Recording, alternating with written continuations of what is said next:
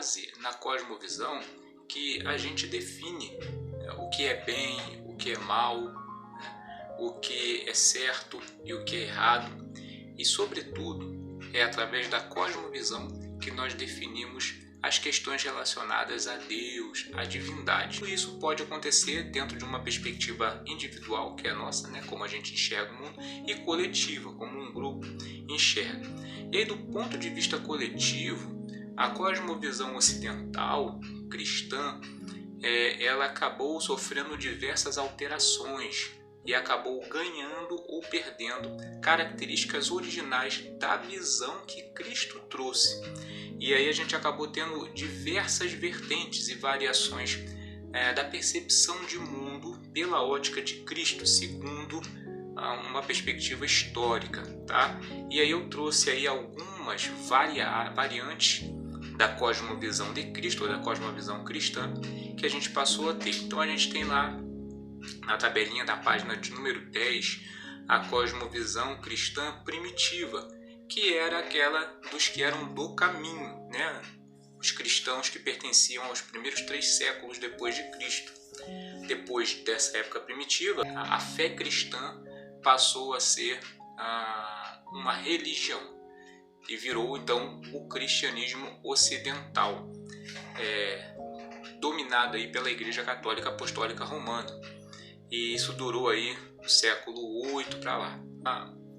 A Igreja do Oriente não estava de acordo com as mudanças que estavam acontecendo lá do Ocidente, então houve um racha. E aí a gente passou a ter mais uma terceira cosmovisão cristã, que era a visão ortodoxa. Então a gente tinha a visão primitiva, a visão ocidental institucionalizada e agora a visão ortodoxa.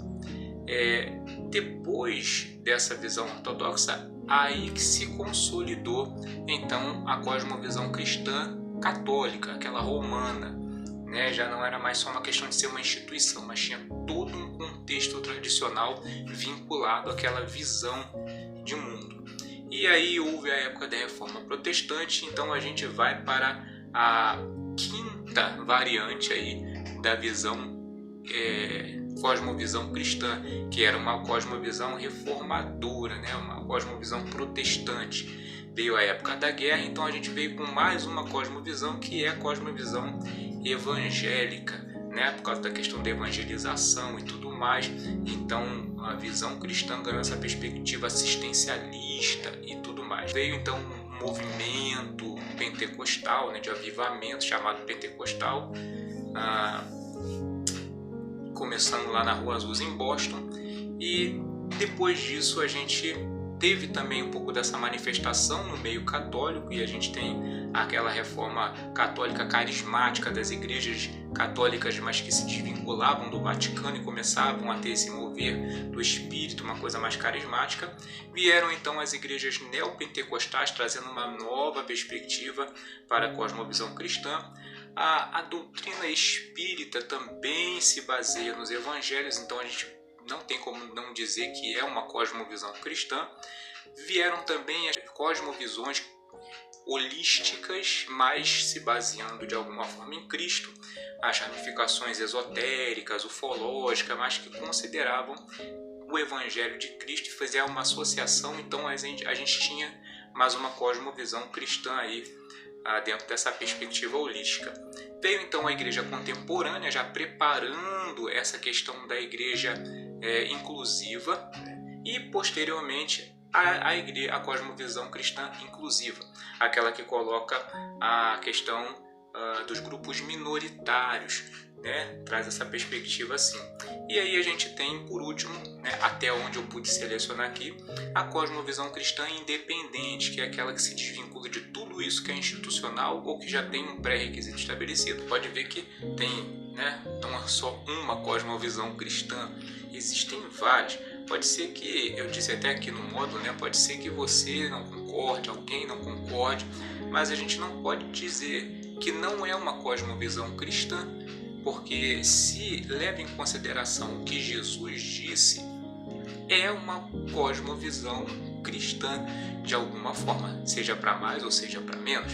A gente não teria como desclassificar qualquer uma dessas visões de mundo como não sendo cristã. Se botou Cristo, seja com mais ou seja com menos, então tem um viés cristão, tá ok? De acordo com dados históricos da igreja, né?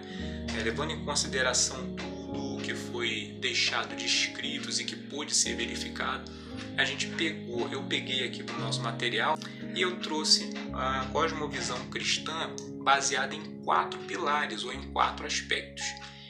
Não tem como a gente falar que uma cosmovisão é cristã, de fato, se ela não levar em consideração esses 4 pilares ou esses 4 aspectos, que na realidade são progressivos, né?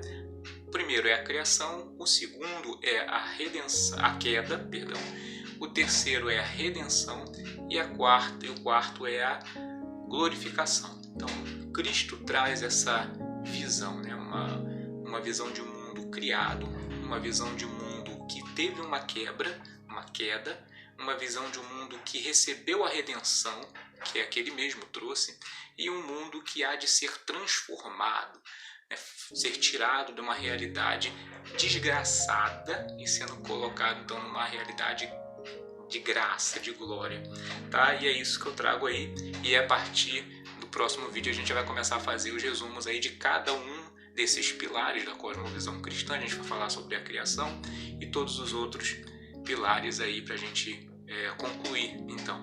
Bom, espero você no próximo vídeo, espero que você esteja acompanhando esse material, tanto na apostila quanto aqui nos vídeos, que você compartilhe com outras pessoas. Não deixe de se inscrever no canal, de ativar o sininho de notificações e de fazer qualquer tipo de comentário que nos ajude a melhorar esse conteúdo. Deus abençoe e até o próximo vídeo.